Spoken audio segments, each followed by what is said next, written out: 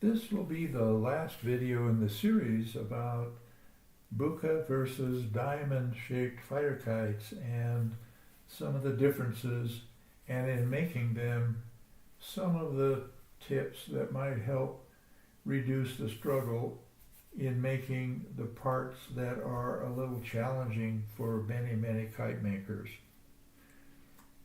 I have two patterns here. The top one here has a straight leading edge. The one on the bottom has a curved leading edge, and those are the two fundamental different styles of diamond-shaped kites that are typical for fighter kites.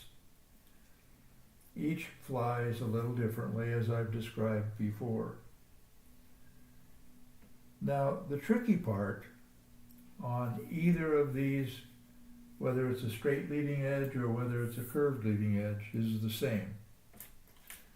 And it is this. Got nothing to do with the kite shape, or the pattern that you're using.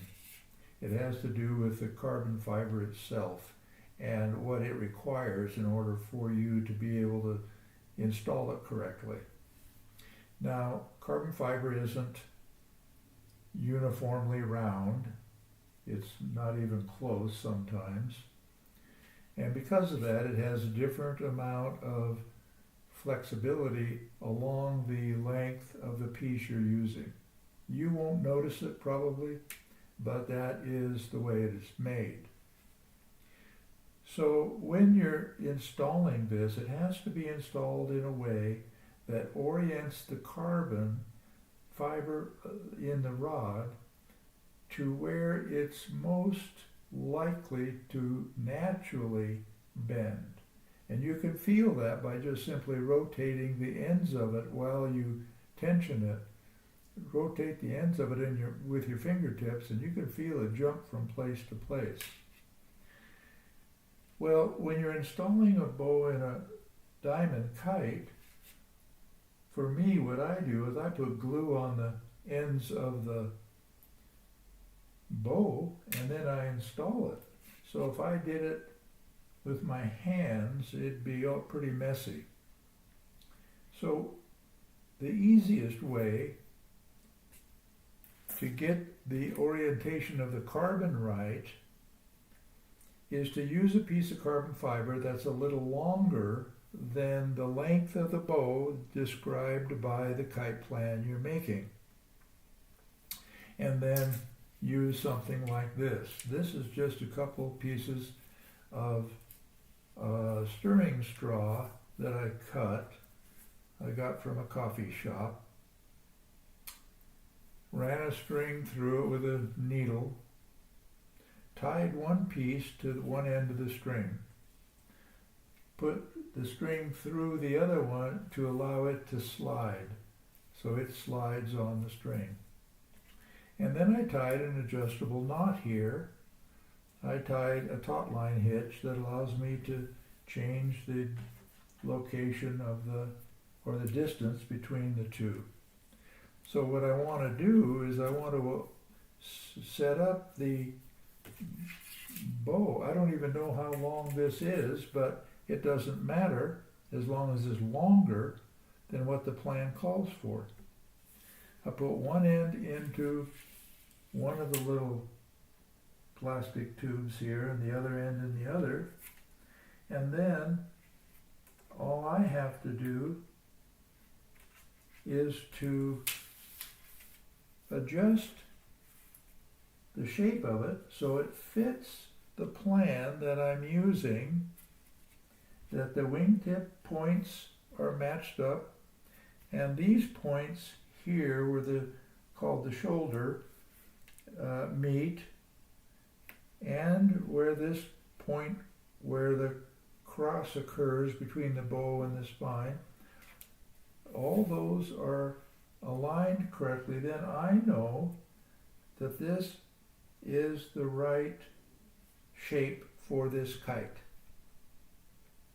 Now, because the bow can freely rotate inside of these little tubes, I don't have to worry about whether or not it's aligned correctly around its axis. It will do it automatically.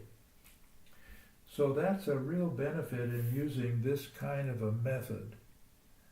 And then what you do then is you simply apply glue along the parts of the kite, the parts of the bow that will lay down onto the kite sail, and then place it there, let the glue dry,